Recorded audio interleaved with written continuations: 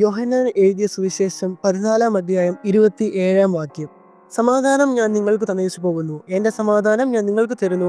ലോകം തരുന്നത് പോലെയല്ല ഞാൻ നിങ്ങൾക്ക് തരുന്നത്. നിങ്ങളുടെ ഹൃദയം കലങ്ങരുത്, ഭ്രമിക്കുകയുമരുത്.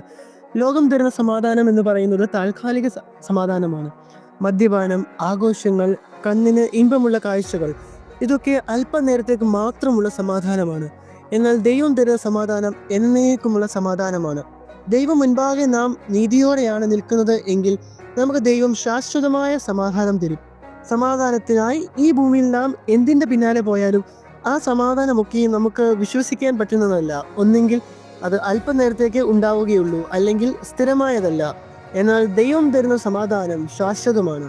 ഏതൊരു അവസ്ഥ വന്നാലും നമ്മെ തകർക്കുന്ന, ഭയപ്പെടുത്തുന്ന, ഭാരപ്പെടുത്തുന്ന ഏതൊരു വിഷയത്തിൻ്റെ നടുവിൽ കൂടെ നാം കടന്നുപോയാലും ദൈവിക സമാധാനം നമ്മളിൽ ഉണ്ടെങ്കിൽ നമുക്ക് കുലുങ്ങാതെ ഉറപ്പോടെ ധൈര്യത്തോടെ നിൽക്കുവാൻ ആയിട്ട് കഴിയും.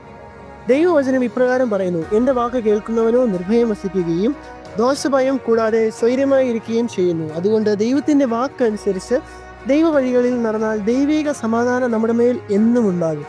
ഏതൊരവസ്ഥയിലും സമാധാനത്തോടെ ആയിരിക്കുവാൻ നമുക്ക് കഴിയും.